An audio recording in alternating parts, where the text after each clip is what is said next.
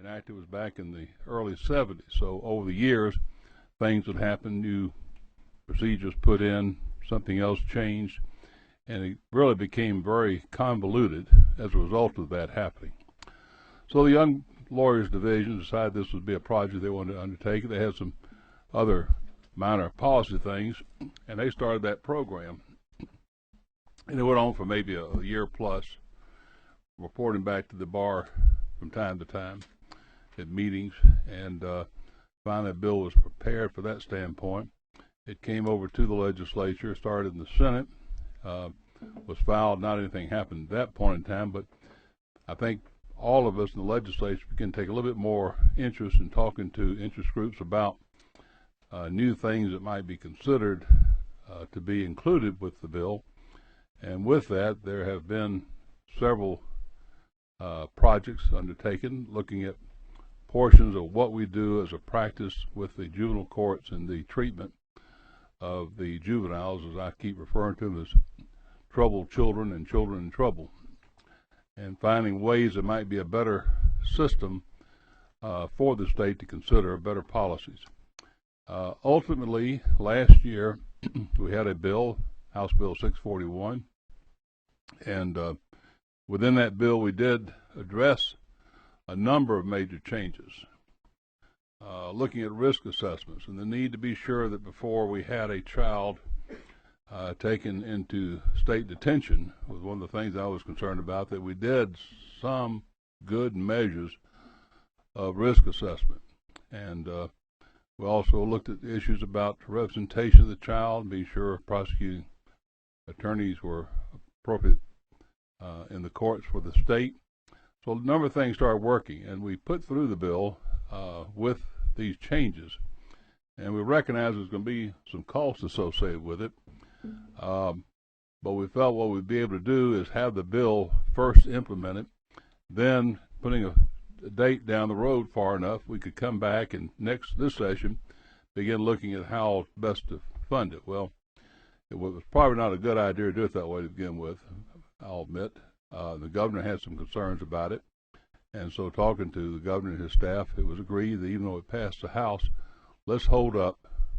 We had a commission that was looking at adult measures of ways to change programs and better ways to treat sentencing of adults, and the governor's plan was to next time, this coming past year we were starting on it, to have the commission really look at the juvenile justice reform issues and how better ways can be implemented with policies, again for the state, looking at cost overall. So the governor charged the commission, which is now the Governor's Commission for Judicial Reform, and they looked at the juvenile matters, and we've had a long, very informative review and discussion. Pew Institute, which is represented here today, did an absolutely yeoman's job, great job of working with the commission members and bringing forth statistics, ideas.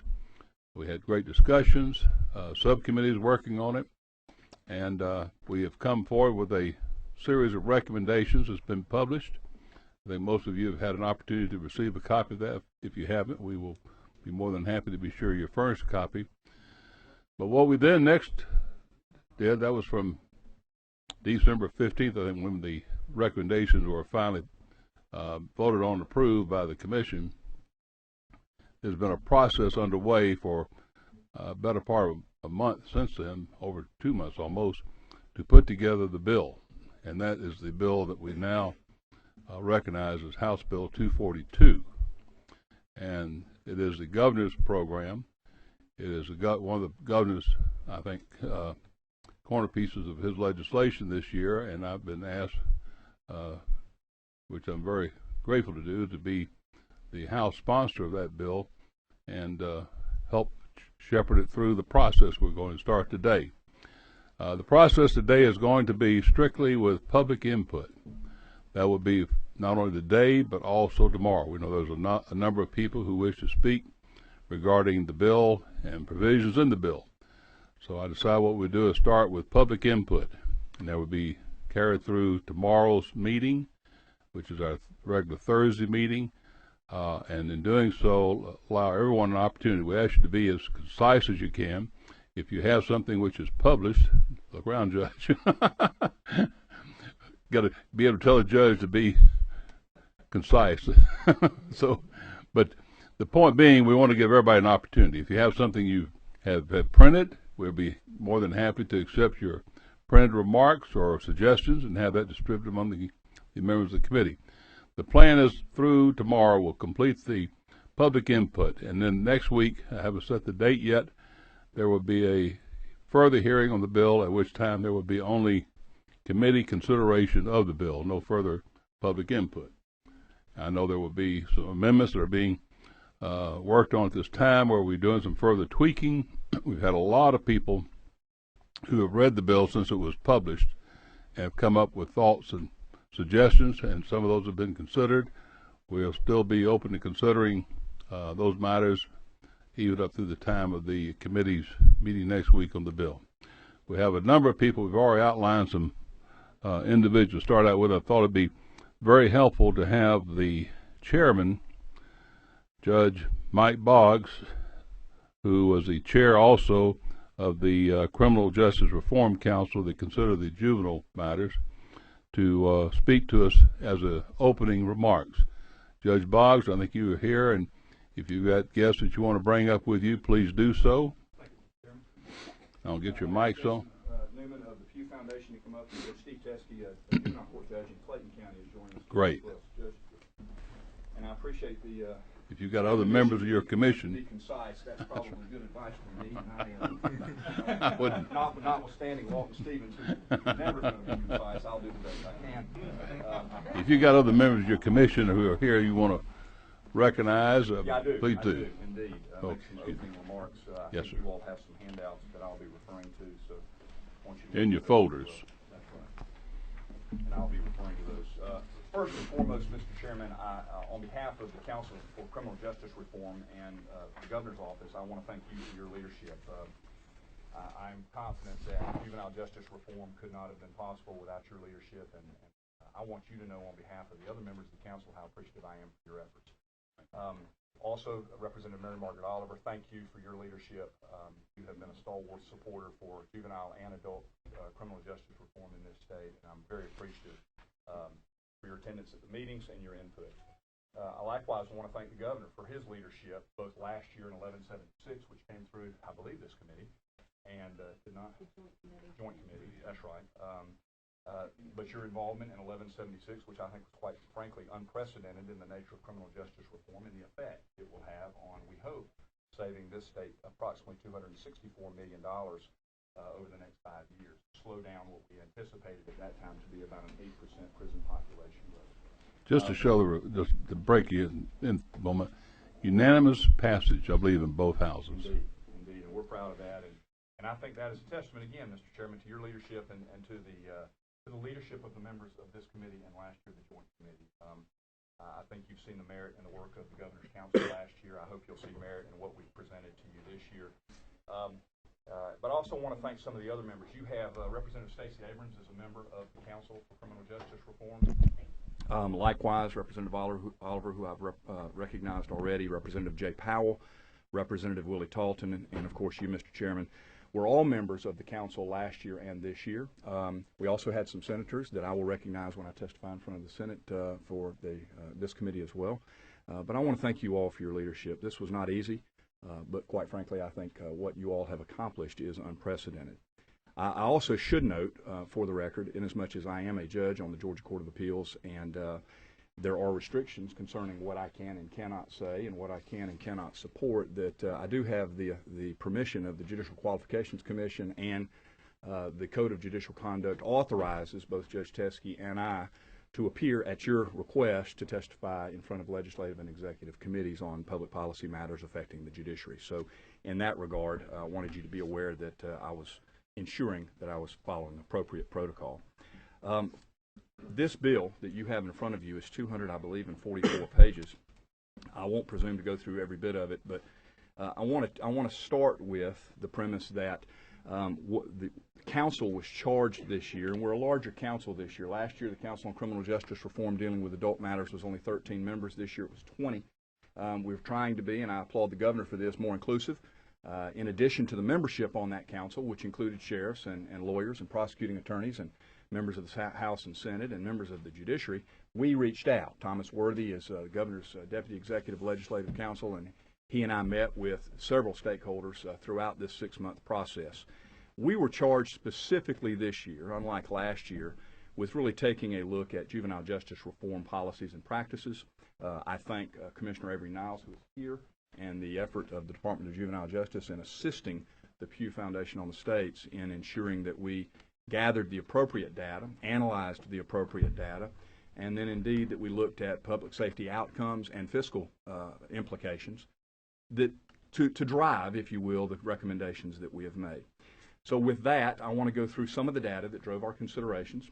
You've got some handouts that will reflect some of this. If any of you have any questions when I get to the specific recommendations, I can point you where in this 244-page bill the recommendations are, because as you all know, as the chairman has just suggested, you married up, if you will, the juvenile code rewrite with the juvenile justice recommendations. So all of that is in this bill. This bill is not just the Juvenile Justice, Criminal Justice Reform Council juvenile recommendations.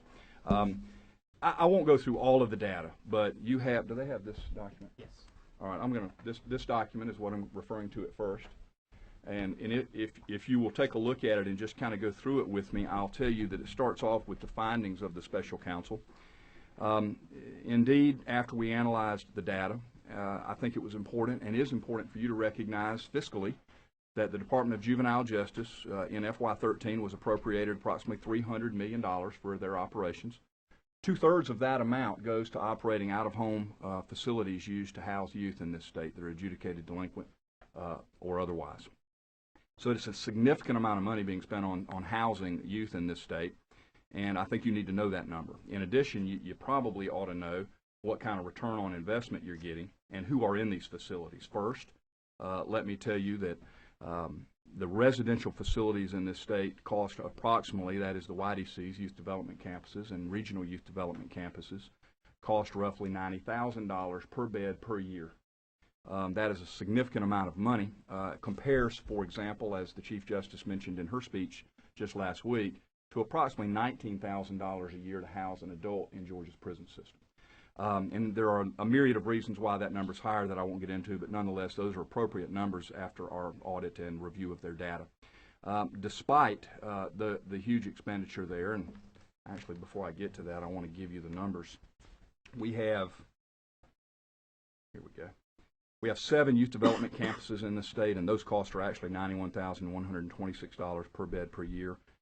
We have 22 regional youth development campuses, if you'll think of those as local jails for youth, $88,155 per bed per year to house a youth in those facilities. And we also have group homes, which are considered out-of-home, non-secure residential placements, and those group homes are expensive as well and can exceed $50,000 per bed per year. Taking that into consideration with what we spend, and you as taxpayers and Georgia's taxpayers spend, roughly $200 million on Georgia's Department of Juvenile Justice, you ought to know who's in those facilities. And I think it's important, if you'll look at this sheet, which has some data on it that is important, and if you'll look at the middle part of that, you'll see that of that out-of-home population in 2011, we had 1,917 youth housed in one of those 3 facilities, a YDC or a YDC or a group home. Of those 1,917 youth, 24% of those were misdemeanor or status offenses. Status offense being an offense that is not necessarily would not be against the law if you committed it, but is against the law by virtue of the status of this youth. For example, truancy, running away, drinking underage, and that sort of thing. Of those 1,917, 40% were categorized as low risk. Now, if you look further down on that list, the YDC population has roughly in 2011 had 619 offenders. Of course, those are felons predominantly, and that's why only 1% of those were misdemeanor or status offenders. But nonetheless, 39% of those were categorized by a risk assessment instrument as low-risk youth. So that's who's in those facilities. The top slides show you the cost And if you look, most importantly, to the top right slide, and you'll see what kind of return on investment the citizens of this state have been receiving based on the appropriations to Department of Juvenile Justice. Of all the youth then out of home that are adjudicated in the state, not just out of home, but all youth in this state, within 3 years, 53% have been adjudicated of another offense. So it's a 53% recidivism rate of all youth across the board. Those that come out of YDCs, the number is 65%. And quite frankly, we believe, and I think you will believe, that return on investment is not satisfactory, and that maybe there's a better way to build the mousetrap, if you will. And so we were tasked with the responsibility of taking that data, determining whether that data drove any other considerations, and drove some recommendations.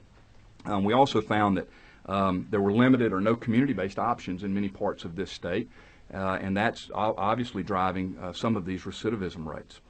We also know that if these recommendations, 15, that we have recommended in the juvenile justice arena are implemented and codified, that you will save approximately $85 million a year through 2018. Again, I mentioned at the onset that the cost savings through adult criminal justice reform were approximately $264 million last year. And we're already seeing, just so you know if you get asked, we are already seeing some realized savings and real results and diminished jail backlogs through your efforts in 1176 last year that was just put in place and effective in July. But we're already seeing some, Brian Owens, the commissioner, has already testified that he's already seeing some very significant cost savings. So we're well on our way, I think, to making sure that we realize those cost savings. The cost savings here are going to be roughly $85 million. I can go into detail into how we get to that number if you'd like, but I'd prefer to just kind of try to go through the recommendations very briefly if I can. So if you will turn to the second page of this document, understand that the bill is, again, very lengthy. Everything that the council recommended in the nature of juvenile justice reform is not in this bill. Some of those items we've determined through Commissioner Niles and others can more appropriately be handled through the budgetary process or through a regulatory process. And so everything we've recommended is being handled in one way or another, but it's not all necessarily in this bill. I think of the 15 recommendations, there are only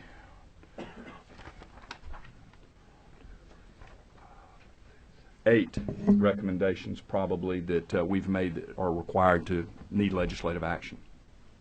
One of the things that we have recommended and that is in this bill is that we create a 2-class system within the Designated Felony Act. If any of you are familiar with the Designated Felony Act, you'll know that it passed in 1981, 32 years ago.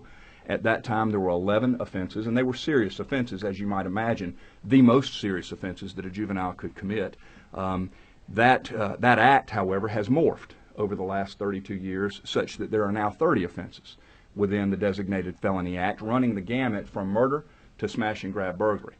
That's not necessarily a bad thing, but what the council thought might need revision and revisiting was that there is one disposition available to a judge for all classes of designated felons. Judge Teskey, when he handles those cases, is limited to one class of disposition. That is one sentence available. It's not a mandatory sentence. There's a range of sentences, but it's the same range for the least severe of those offenses to the most severe of those offenses. We didn't think that was appropriate, and so we've asked that you consider codifying legislation that would create a 2-class system within the Designated Felony Act and give sentencing judges like Judge Teskey and other juvenile judges throughout this state some discretion to handle sentencing those offenders of less serious consequence to no more than 18 months in secure confinement, as opposed to those that are the more severe. They remain up to 60 months of confinement. So we're not suggesting that you do anything different with that. Next, several states have implemented strategies to not send status and misdemeanor offenders to the most costly of the secure facilities in your state or in their state. We've looked at the data, and we believe that prohibiting status offenders and certain misdemeanors from residential commitment is an appropriate mechanism to return to Georgia's taxpayers a better public safety and fiscal investment return. Virginia, Texas, Florida, Alabama have all implemented similar policies as to what you have in this bill, and in short, we're asking that you codify legislation that would prohibit a juvenile judge from sending a misdemeanor or status offender to a secure facility unless certain criteria is found. We still want to give judges that opportunity because every case ought to be judged on its own merit, and no two cases are alike. Next, and very importantly, and in recognition of the fact that there are limited, in some instances, no community-based options for the youth that are arrested in your community, we have developed and will be hopefully developing a fiscal incentive grant program that would allow communities to apply through an RFP that is being drafted as we speak in anticipation of this, and allow them to, in essence, fiscally incentivize them to not send their youth to an expensive, secure facility, but rather treat them in the community. And we would allow them to treat them in the community by allowing them to build evidence-based practices that have been proven to reduce recidivism, practices that have been proven nationally as promising, or proven practices that we know produce a better public safety outcome. And it would be paid for, of course, through this fiscal incentive grant program. The governor, fortunately, has included $5 million in his proposed budget for next year, I guess FY14, and you will all have an opportunity, I guess, at the end of the session to vote on that. And it is in that budget, and we applaud the governor for his financial investment in this fiscal incentive grant program. Just so you know, there's also some money in the governor's Office of Children and Families, $1 million that would be married up with that $5 million if that budget passes and this bill passes. And so ultimately there would be $6 million available to the communities in this state through a grant program to build community-based programming, much like accountability courts, but not necessarily an accountability court. It could be a group counseling program. It could be an anger management program, all built on proven practices that we know reduce recidivism. So that is a very significant, we think, piece of House Bill 242. In addition, we have required, and will require in this bill if you pass it, we've recommended that the Department of Juvenile Justice ensure that resources are focused on programs proven to reduce recidivism, and to that end, that all of the programs that are implemented in the state be evidence-based or promising practices programs. That is, programs that are built around a philosophy and a curriculum that has been proven to reduce recidivism. I will tell you, as a former Superior Court judge and as a drug court judge, that some of this is quite counterintuitive. Many of you are parents. Many of you understand the effect of a hammer and or stick and carrot approach, if you will. Sometimes you have to have a tough love. Sometimes you have to be a little more lenient. I thought, when I became a Superior Court judge, that I could preach offenders straight, that I could threaten them enough with prison that they would not want to go and that they would therefore quit using cocaine or quit their felony conduct. I will tell you that that was a flawed philosophy. It does not work. It would work for you, and it would work for me, but it does not work for somebody that has a significant mental health or substance abuse problem. And so, you know, one of the things we want to really push as a council was that there are evidence-based practices out there. There are programs that we know do work. Many of you, I think, like me, through the years have probably seen TV programs, these Scared Straight programs that take youth into prisons, and you know, it scared me, and I wasn't there. I was watching TV. But it doesn't work for these youth. We know that because we follow the recidivism rates of the youth that are involved in those, and we know that those sorts of things simply don't work. I need to interrupt you for a moment, just because I've got to leave to go. There's, business goes on here, even though we have committees. I've got a bill that's very important to my constituents, and I need to go present that. But I'll be back as quick as I can get that done. I'm going to turn it over to my friend, Mr. Weldon, to chair while I'm absent. Thank you. All right. So one of the recommendations then would be that we provide that evidence-based and promising practices must be used. You heard me earlier say that many of the youth that are in our youth detention centers and our entire population are low-risk youth, and you might wonder how we determined if they were low-risk youth. We use risk assessment instruments, and it is a recommendation of the council that these instruments be validated, that is, that they be proven to be what they purport to be, and that is appropriate instruments to determine the likelihood of recidivism of the youth against whom these instruments are applied. It is important that these risk instruments be validated, and we've recommended and is in this bill language that would require that risk assessment instruments be used. to determine risk for recidivism, and that the decision makers, namely the judges and juvenile justice, have this information before they make detention facility or detention decisions. Next, you're all aware that in the adult arena, any of you that practice criminal law understand that there are several types of probation in the adult arena: active probation and inactive probation, sometimes called administrative probation. We have purported that there be an administrative caseload process in the juvenile justice arena, and that is that where appropriate and where permitted by a judge, most importantly, that a youth that is placed on probation could be placed on administrative probation with less rigorous obligations.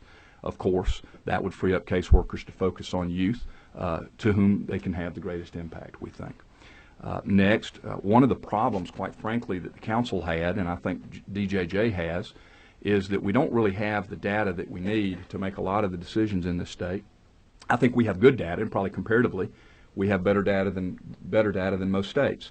But there was still some data that was missing that we really feel like there ought to be a uniform methodology of collecting data. There ought to be a uniform system for reporting and tracking that data. And so one of our recommendations is that the bill would mandate uniform data collection and tracking, and also require the use of performance-based contracting. And that is, if you built a community-based program and you contracted services, counseling services, that counseling services contract would have to be a performance-based contract that was going to be audited, that was going to have to be proven to reduce recidivism, or they would not be entitled to compensation or further contracting renewals. In addition, we had fortunately reached out to the sheriffs, and we had Sheriff Berry from Oconee County as a very active and supporter and member of the Council for Criminal Justice Reform. And at his recommendation, there was also a recommendation in here that that the requiring agency that's dealing with a youth that arrests a youth be responsible for transporting that youth to a detention facility if a detention decision has been made. And so that recommendation is in here as well. Now, I've gone through fairly quickly those recommendations. Those are really the premise of our recommendations, not focused solely on cost or fiscal considerations, although that was important. I think the council took very seriously their obligation to not do anything that would harm public safety. Public safety was the most paramount concern to the members of the council, as it was last year with adult reform, and it was a driver, quite frankly, of the considerations that the council had this year. But those are, in a nutshell, an outline, if you will, of the council recommendations that are in this bill. I'm happy to answer any questions. I do have Jason Newman from the Pew Center on the States that helped gather the data. And I want you to understand that the data that we based our decisions on was your data, was Georgia's data. It was data that was derived from the Department of Juvenile Justice and courts in this state, and that's the information we use. So, Mr. Chairman, that's my presentation. Thank you, Judge Boggs. We have a question. Recognize Roger Bruce for purpose of posing a question. You beat me up when you came in the room here. I was trying to make it easy on you, Mr. Representative. I do have a question. Sure. In the normal court system, there's a pretrial intervention programs, and I'm sure you've heard of them. I know things are a little different in the juvenile courts in terms of trials and things like that, but is there something that's in here, and I haven't read the whole thing, that can address something similar, that before the child is actually incarcerated or jailed or whatever the term is? Sure. Is there something that can be done similar to a pretrial intervention kind of thing at that level? Judge Stetson? Yes, sir. In fact, the question you're asking is we have mechanisms in the current code, and what you have in front of you, it has not changed. However, what you do have in front of you is going to promote further what is currently in the code. Let me briefly just describe. For example, 151110 in the code right now is titled Community-Based Risk Reduction Programs. That is carried over into this current proposed legislation. What it does is authorizes juvenile judges in their county to develop intervention programs.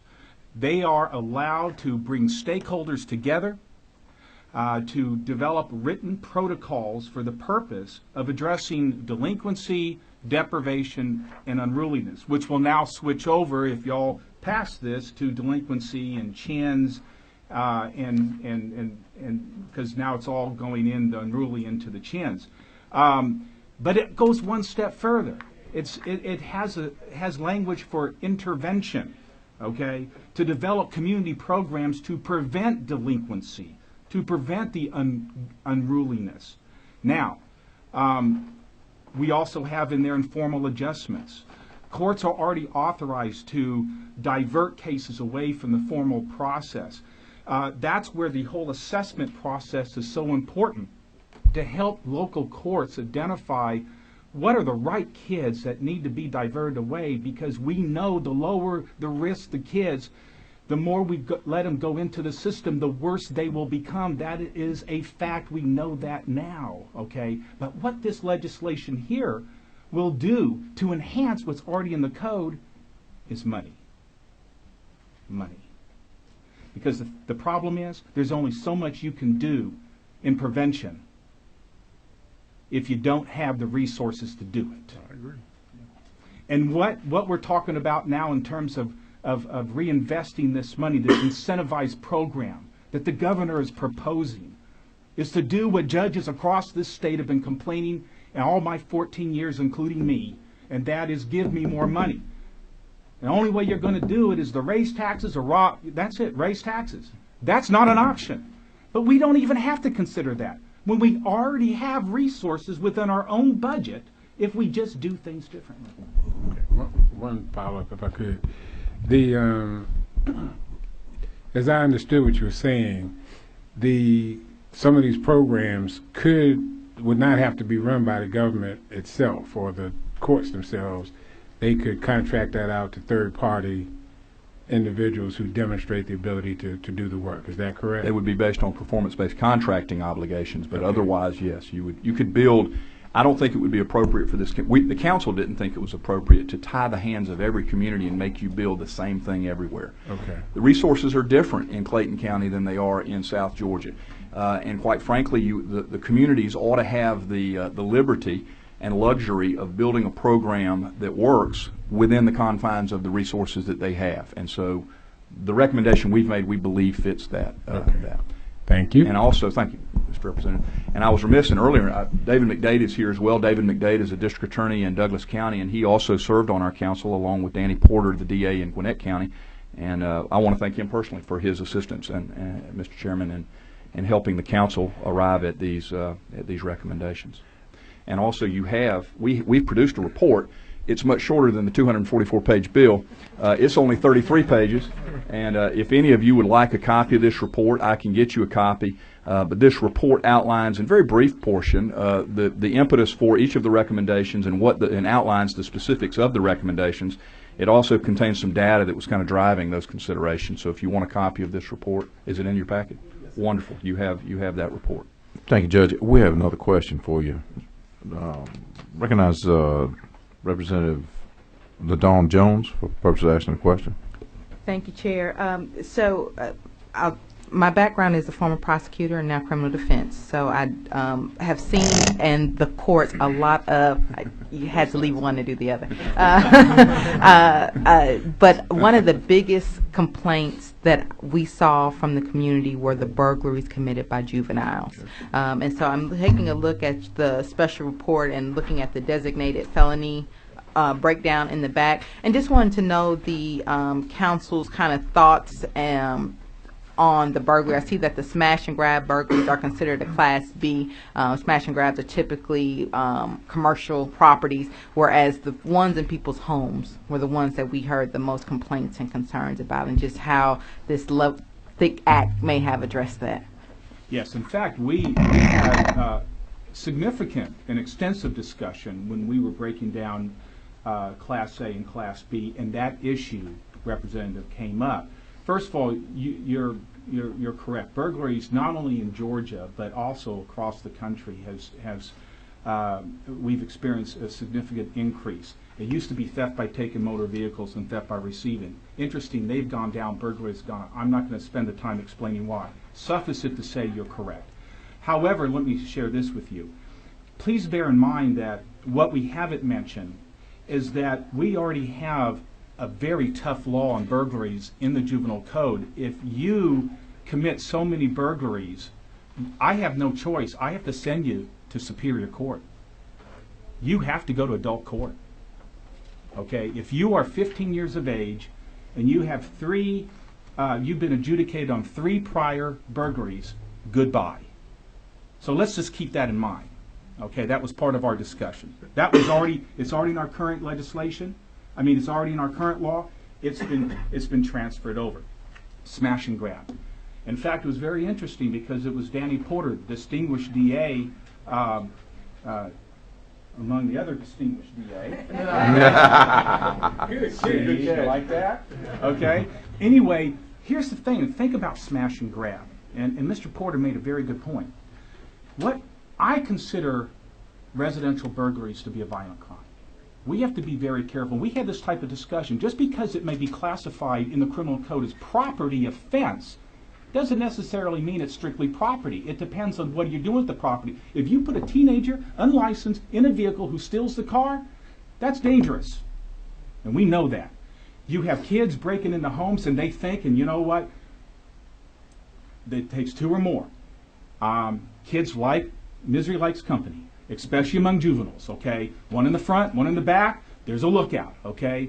But they think no one's at home, and how many times have we read in the newspaper somebody's been at home and somebody gets hurt, and even the juvenile gets shot and killed. It's scary. It is violent. It is dangerous, okay? So we understand that. But smash and grab? What is smash and grab? Run in a vehicle through a convenience store when it's closed, put in a chain around an ATM machine and run it off, okay? And the other thing, too, that Mr. Porter pointed out, smash and grab, the legislation came in when all of a sudden that was the thing to do, smash and grab. But even Mr. Porter pointed out, you know, we're just not seeing as many smash and grabs like we used to. Oh, I think there was one that happened not too long ago, okay? But they're not happening as much. But what we did, if you look at Class A and Class B, notice what we did. Anything that involves a physical injury, anything that involves injury, okay, is Class A. Notice we separated aggravated assaults. Aggravated assault with injury, Class A. It's serious. It hurts somebody. Notice Class B. Why it's in Class B? Because they're not attacking a person. Okay? We are not seeing injury out of a person in that one. And so I want to make a point to distinguish. That's how we get Class A and B. Injury, non-injury. Yeah, Representative, also remember that burglary's never been a designated felony act. It's not, for some reason, notwithstanding the morphing of this bill, of the designated felony act over 32 years, it was never added. Smash and grab burglary was, but the concept of regular burglary, as you have dealt with, is not there unless it's the 4th offense. So we had to address it, but we had to address it in a different way other than stratifying it between an A and B class felony. I think the community would be in strong support if you did, but I'm sure you all did thorough thoughts on it. My last follow-up question, point system. I didn't know if that was codified or not. Was that addressed as a part of this bill?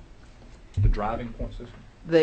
No, the points, the juvenile detention point system, yes. Yes, that is included in here, but keep in mind that the detention assessment instrument is a guideline, okay, and that the juvenile judges will be allowed to override the detention assessment instrument by court policy. So, for example, if you have community A is experiencing these types of crimes that are serious, okay, where county B is not, county A should have the discretion, that judge should have the discretion to say, you know what, for right now, I'm going to do an automatic override. I don't care what the score comes out to be, and I can justify it because this is the data that I have. So, you know, remember the DAI may come up with a number, but the DAI also has a provision for aggravating and mitigating circumstances. so that the intake officer can look at it, or the judge, and say, you know, even though it scores this, there's some aggravating factors based upon the questions we've asked the family and the child, okay? Or there may be mitigating factors, okay, that may take a high score and bring it down. So it cuts both ways. Thank you, ma'am. I have another question for you. I'd like to recognize Judge Johnny Caldwell for the purpose of posing a question. Judge and I had this conversation with the representatives who came to see me earlier today, and I appreciate them coming to go over it with me. I've discussed with two of my juvenile judges, and they are concerned, and I see in your report, prohibiting status offenders and certain misdemeanors from residential confinement. Now, that I can understand. Their concern was repeat misdemeanors, and I understand you get to a 5 level, but repeat status offenders, though, that, well, as an example I used when y'all were talking with me, the young girl or young boy that continues to run away over and over and over and over, and nothing but confinement, or as the judge said to me, how am I going to enforce my orders with these type of people who are doing this? What would this bill or your recommendation do? Would they still have the option to confine if they thought it was necessary? The short answer, Judge, is yes. Yes. And I can point to the language. I'm trying to find it here. Let me get it. 5588.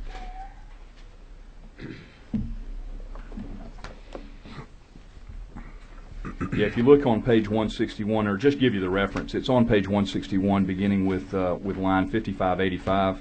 If you would read that section and draw that to their attention, those are the provisions that allow for a misdemeanant, typically not to be sent to a secure facility, but authorize it if the judge finds otherwise. What about the status offender, though, the runaway, the Truancy. the truancy, whatever, you know? Judge, What can they do with them to? Status offenders Yes, only. yes. The current what the proposed legislation mirrors the core protection in the Juvenile Justice Delinquency Prevention Act, which does authorize a juvenile judge to detain a child for up to 24 hours. However, the judge may detain beyond that, provided that there is a report that's made, the child is interviewed to determine how the child's psyche is there and whether it's really needed for that child to remain there.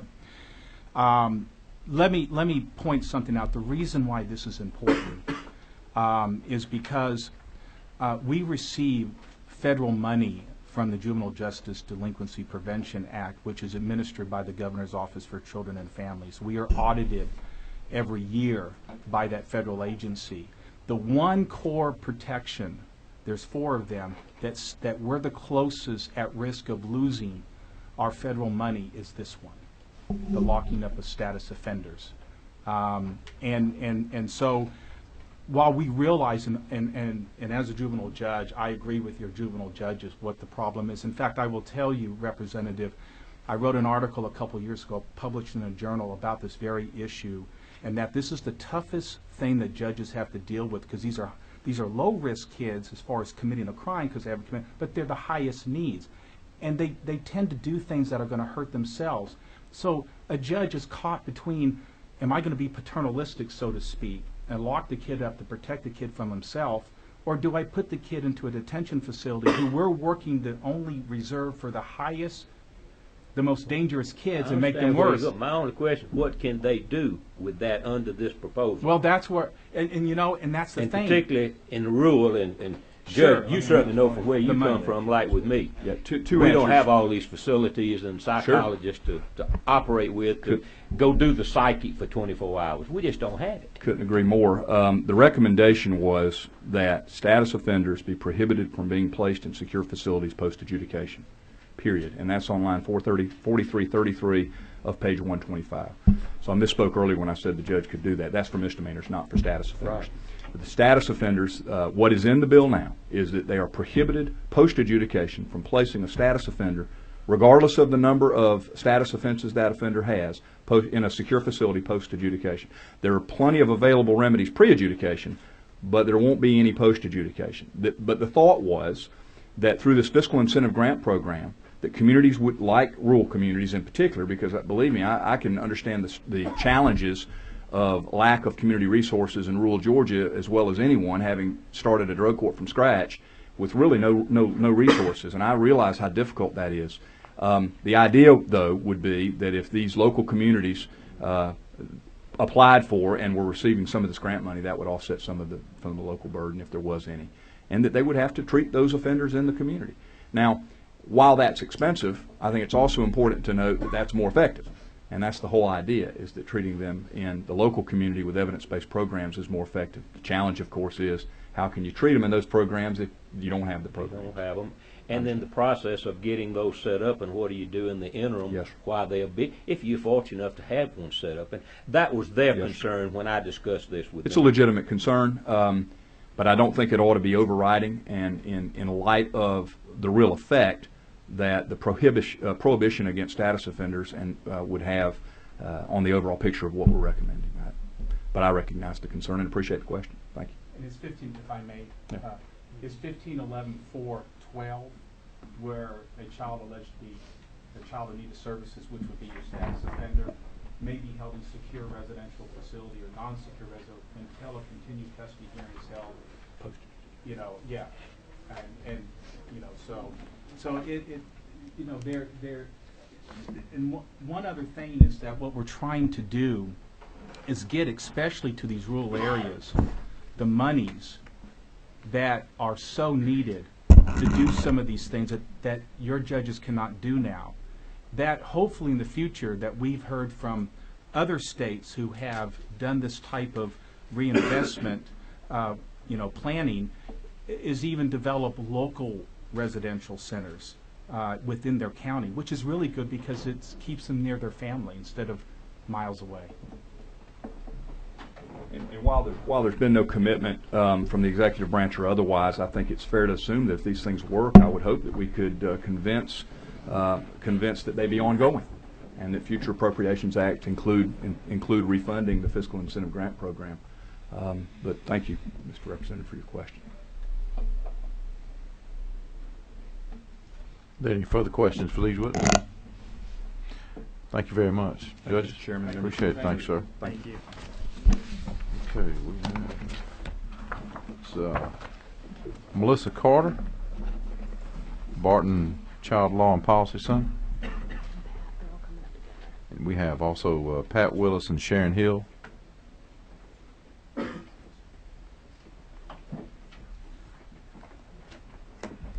Good afternoon. Good afternoon. Thank you for being here. Thank you for having us. So once again, good afternoon. I appreciate the opportunity to speak a few words about the bill, especially in light of all of the development work that's gone on to get to this point. So my name is Melissa Carter. I'm the Executive Director of the Barton Child Law and Policy Center at Emory Law School. And with me is Pat Willis, who's the Executive Director of Voices for Georgia's Children, and Sharon Hill, who's the Executive Director of Georgia Appleseed Center for Law and Justice. Together, we represent the three lead organizational partners for Just Georgia. Just Georgia is a statewide juvenile justice coalition of about 100 members that represents about 50,000 constituents who see themselves as stakeholders of this system and of this effort. On behalf of those stakeholders, I certainly want to start by sharing our thanks and joining Judge Boggs in his thanks to the Governor's Office, certainly to Judge Boggs and David Werner and the rest of the members of the Special Counsel, as well as to Thomas Worthy and Chairman Willard, all for their steadfast commitment to these reforms and for the time and energy that they've invested in the close examination that they took of very complex issues of juvenile justice. As has already been explained, and I won't go through the history again, but Governor Deal last year had the foresight to apply the system of study that he'd used in his adult criminal justice reform efforts to the juvenile justice system. The efforts of the council were certainly thorough, and they were robust in their examination of the statewide data and the agency's performance, the system's performance in that regard. And they produced a number, as you've heard, of substantive recommendations that needed to be incorporated into our laws, into our state juvenile code, which of course is the body of laws that govern how abused and neglected children, as well as those who've been accused of violating our laws, are treated by our juvenile courts and by our child serving systems, our DFACs and DJJ as primary examples. Those substantive recommendations were strongly complementary to the set of recommendations that Just Georgia had brought forward and that many of you had considered in previous iterations that were meant to both modernize and restructure the juvenile code. And so the product that you have in front of you in House Bill 242 really is the marriage of these two very robust, comprehensive efforts. And in that way, we think has some great appeal in its the power of those two efforts. With respect to Just Georgia, our collective interest in this bill, what is now before you, really spans almost a decade. Just Georgia was formed in 2006 as a segue to move along the foundational work that you heard Chairman Willard mentioned that had been initially initiated by the Juvenile Law Committee of the State Bar. The Juvenile Law Committee of the State Bar, now many years ago, had developed a proposed model juvenile code for Georgia that was really based on research and best practices, examples and models from other state systems of things that were working well. And that effort, that proposed model code, needed to be translated and transitioned into a legislative initiative. And so with that as a point of reference, Just Georgia's aim was to really facilitate a public conversation about what's best for Georgia's children. And so we spent an extensive amount of time with a pretty extensive stakeholder engagement process where we vetted the research and the best practices and the philosophies and experiences that inform our juvenile laws. And that broad base of stakeholders, of judges and lawyers who work in our juvenile courts every day, of agency administrators and program and staff level folks in our DJJ and DFACs and Department of Behavioral Health, judges, I think I mentioned, policy advocates, the range of stakeholders of these systems really did reach a set of consensus points that are reflected in the bill that you have in front of you. And so I want to note that for them, that really those consensus points really do make up the body of what is House Bill 242. You may realize at this point that Georgia's juvenile code was enacted initially about 40 years ago. And so over the course of now 4 decades, we have had the disadvantage perhaps of cobbling together through patchwork amendments what now exists as our juvenile code. And in many ways, it's incoherent, it's inconsistent at points. It's very difficult to practice under. It's not very clear. And so there's a strong effort here to improve upon that both substantively and structurally. The bill before you now reflects the science and the best practice research, as well as through that stakeholder process, we would submit to you that it reflects the values and the priorities of Georgians for how we should be treating our children who are vulnerable and come before our courts. A couple of highlights. Obviously, you are well aware it's a 244-page bill. You've heard about the substantive reforms and that came from the recommendations of the council. Just wanted to highlight a few substantive provisions that we are particularly excited about, and then, of course, make ourselves available for your questions. The bill that sets out in front of you a brand new organizational structure for the entirety of the juvenile code. And by that, I mean it really intends to clear up some of those inconsistencies and confusing areas of our current law by creating integrated, cohesive sections that map to each of the jurisdictional areas of the juvenile court. So, for example, there's an entire integrated, self-contained section on delinquency, likewise on dependency, likewise in the other arenas. There are certainly substantive provisions that reflect the best practices and research advances that we've benefited from for the last 40 years. Judge Boggs mentioned the 2-class designated felony tier that will help us differentiate and craft more individualized dispositions based on the severity of the offense. The bill itself promotes mediation as a cost-efficient way, an alternative to some of the court dispositions and oversight. It presents a new framework for how we handle status offenders with respect to this CHINS model that you've heard of, which stands for Children in Need of Services. That paradigm is very much about responding to the service needs of our status offenders, the truants, the runaways, and respond to those service needs, save that court oversight for only when it's absolutely necessary. And you've heard some about when court oversight could be used in those instances. It creates efficiencies that will ensure procedural justice, in our opinions, clarifying applicable timelines, so when courts need to have certain hearings to move cases along. Juvenile court cases happen on a very truncated, very expedited timeline, both on the delinquency side and the deprivation side. And that's really purposeful in that it's meant to resolve these cases in the interest of the family unit, as well as in the interest of the sense of time for that child who's growing and developing in all the time that they're involved in the court. Create some requirements for information sharing, again, to help facilitate expedited resolution of cases, and requirements for predisposition evaluation. You heard some about the risk and needs assessments that are required to be applied in a uniform manner so that our judges have the benefit of information when they're crafting dispositions for our individual youth offenders. And then creates as well some efficiencies that improve overall system performance. For example, information requirements, for data collection, sharing, and reporting, for example, and the incentives that you've heard about for performance-based contracting, and the development of these evidence-based or promising approaches for community-based service intervention that are more effective and more cost-efficient. And so the result of all of this, we hope and believe, will result in greater clarity and consistent application of our laws, which really means that we get more consistent and reliable outcomes for our children and youth. It means that we have a greater assurance of public safety, and that we're using our state resources more effectively and efficiently by targeting them to the more effective interventions for youth. And so with all of that by way of a pretty broad and at the same time nutshell summary of the bill, we really are eager for your support and want to help you understand and the provisions of the bill and address any questions that you have.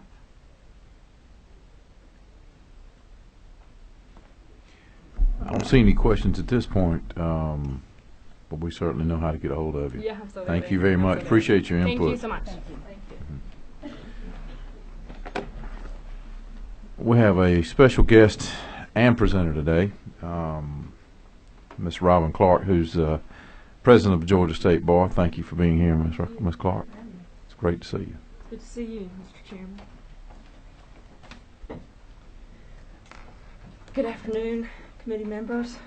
Good to see you. I'm Robin Fraser Clark. I'm the president of the State Bar of Georgia, and it's made up, as you may know, of nearly 44,000 lawyers, who include judges, prosecutors, public defenders, private practitioners, and even legislators.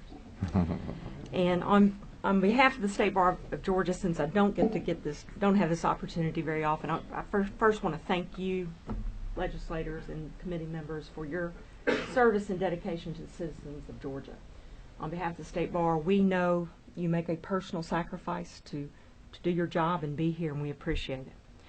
I have a history of the Juvenile Code rewrite, and I actually have it in written form, so I'll probably just send that to Susan or Brandy, because it would be redundant to what, a lot of it would be redundant to what Melissa just said, so I don't want to spend the committee's time doing that. But I am here on behalf of the State Bar of Georgia to let you know that the State Bar supports House Bill 242. State Bar has had numerous discussions about the Juvenile Code rewrite over the last several years.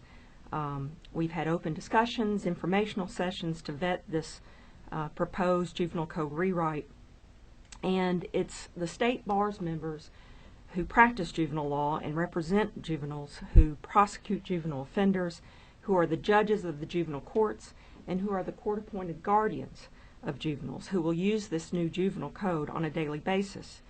And these lawyers, you should know, have vetted fully House Bill 242, fully and completely, and all who have wished to weigh in have done so or had ample opportunity to do so. And not everyone got everything they wanted in this new proposed model code, but that probably means it's a fair and balanced bill. And so House Bill 242, particularly the Juvenile Code rewrite, represents, in our opinion, the best of all input from all stakeholders who use the Juvenile Code on a daily basis and who are, therefore, in the best position to know what the new code should include. It's been vetted and revetted, iterated and reiterated, and cussed and discussed. And the state of Georgia needs a new juvenile code, and House Bill 242 now before you is a perfect blend and best of all perspectives. As Scripture says, it's all over but the shouting, and it just now needs to be passed. On behalf of the 44,000 members of the State Bar of Georgia, we urge favorable consideration by this committee of House Bill 242 And thank you again for your efforts to promote the cause of justice, uphold the rule of law, and protect the rights of all Georgia citizens. Thank you, Madam President. Thank you. No questions. Thank you. Thank you. Mr. David McDade, District Attorney Association. Mr. Clark, can I borrow your speech?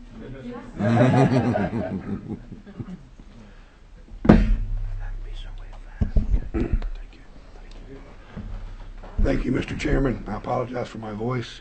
My name is David McDade, and I am here on behalf of the Georgia District Attorneys Association. I'm also the District Attorney of Douglas County, Georgia, and I'm a passionate believer in criminal justice and victims' rights. And I thoroughly enjoyed my service and have enjoyed my service as a member of the Criminal Justice Reform Council.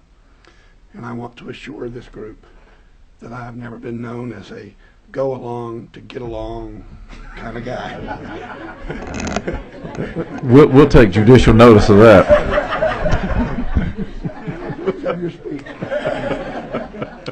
I say that in response to several questions that have been offered by Representative Caldwell and Representative Jones.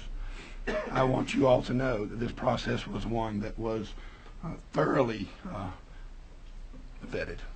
Every question that you have asked, I assure you has been asked and dealt with and confronted.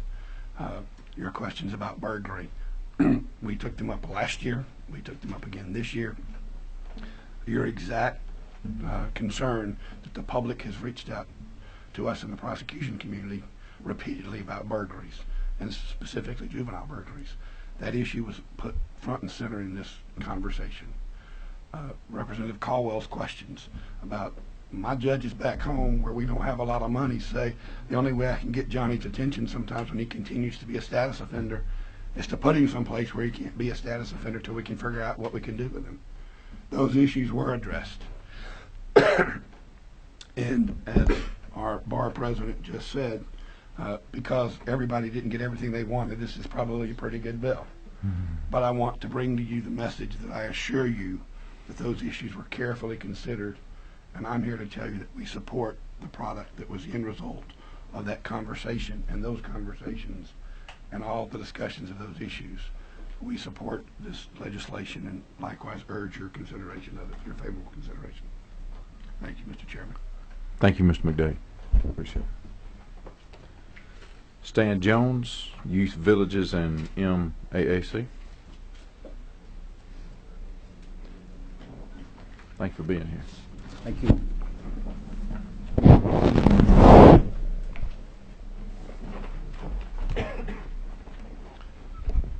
Mr. Chairman, my name is Stan Jones. I'm a lawyer with Nelson Mullins Law Firm here in Atlanta. Our firm has the pleasure of representing two programs that are already in service to DJJ and foster care system for kids in need of services. Youth Villages is a nationally recognized program out of Memphis, Tennessee that owns Inner Harbor Hospital here and runs a program called Intercept. Multi-Agency Alliance for Children is a coalition, nonprofit owned by about 10 of our outstanding child service providers, like Hillside, Devereaux, Macon Behavioral, a group of providers that do out-of-home care for several of the state agencies. I don't want to trivialize the elegant and articulate testimony you've already heard by speaking briefly to a couple of specific points. We vigorously and enthusiastically support the bill, and I think you'll find that the child serving agencies of this state, as their sort of representative already said, love the ideas and principles that embody the new bill. But I did want to call brief attention to two items that we've passed out here. The first one, they're both contained in the DJJ section of the bill, and they relate to how evidence-based practices are defined and some comments about which types of professionals that may be employed by the agencies that either the courts or DJJ designate as best practices. On line 7074, where evidence-based programs or practices is defined, it's used as one of the modifiers is that the research that demonstrates the likelihood to prevent or reduce juvenile justice be scientific research. Often that means, in particularly more in the medical and science context, a clinical trial, where some kids are receiving the service that's being analyzed and some are not. I think that might be a little bit too narrow for the very good providers you already enjoy in Georgia. So at least I took an initial pass at trying to widen the definition a little bit so that you're not excluding some very good programs that are in Georgia, and that's what that's about. I tried to sort of track the type of phrasing that Just Georgia and Barton Clinic and Judge Boggs have used. When people talk about best practices or proven practices, they mean typically that outcomes can be achieved, that you know what those outcomes are. They're outcomes like keeping a kid in school, keeping him with his parents, not having further involvement with juvenile justice. But not every good program has been through a clinical trial. That's more common in the medical field than it is in the child welfare field. So that's the effort at rewording that I've done here. And then secondly, on page 206, lines, let's see.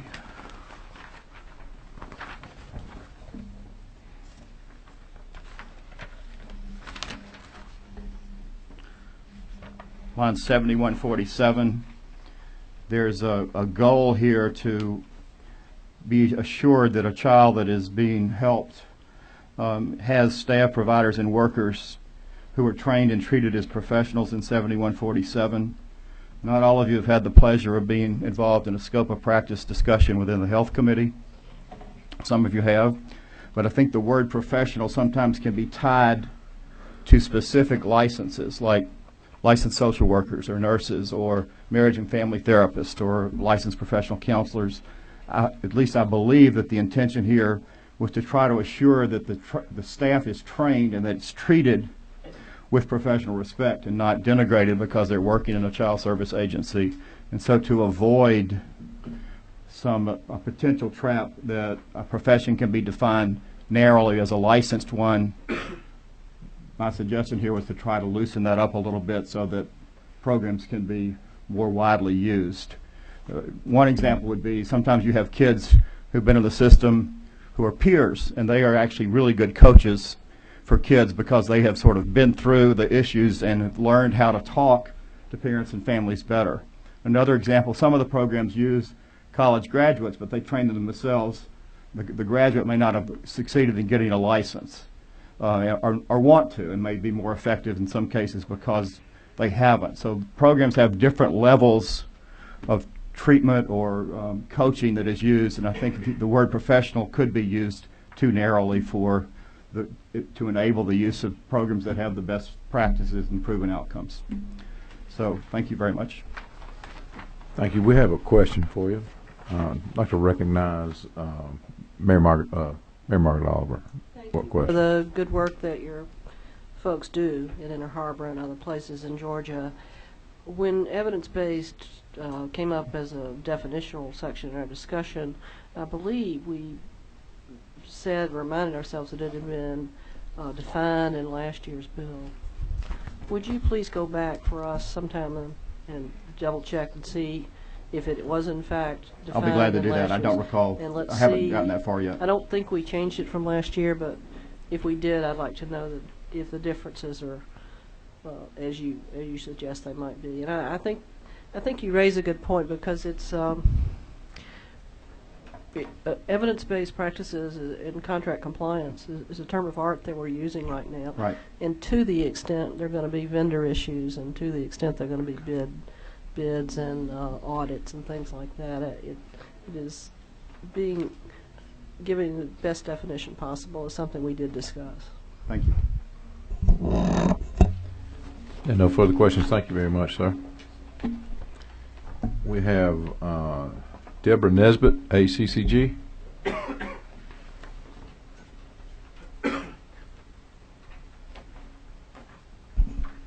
Good afternoon, Mr. Chairman and members of the committee. I just wanted to come today to say how much I appreciate the Criminal Justice Reform Council, including ACCG, over the summer and through the fall as they worked on these issues.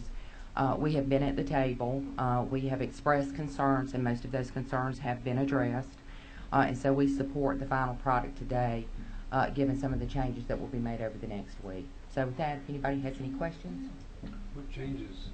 There were just some minor tweaks to some language that we understand will be addressed, as the chairman talked about when he first opened the meeting. And we've supplied that information along with some other groups, and we think that those will be addressed. Can you supply that to us? Yes, I will. Do we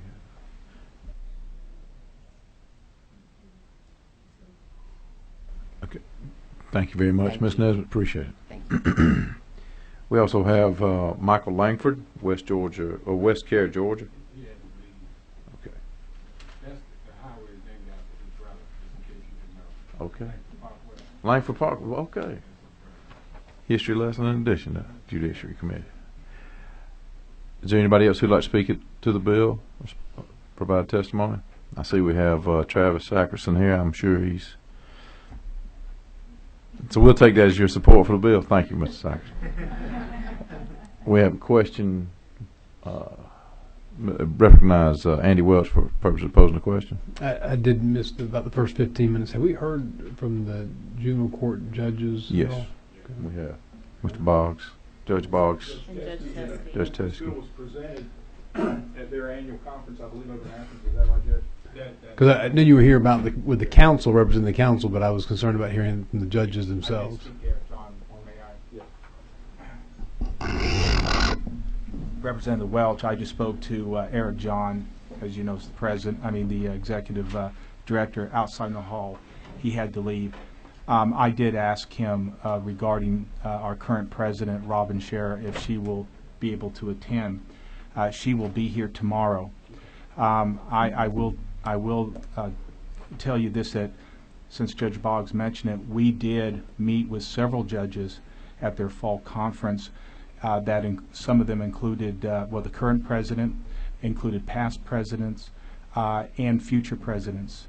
And I will tell you that they did not indicate any concern regarding the direction that we were heading. We did have the bulk of the recommendations. We laid it out, to them.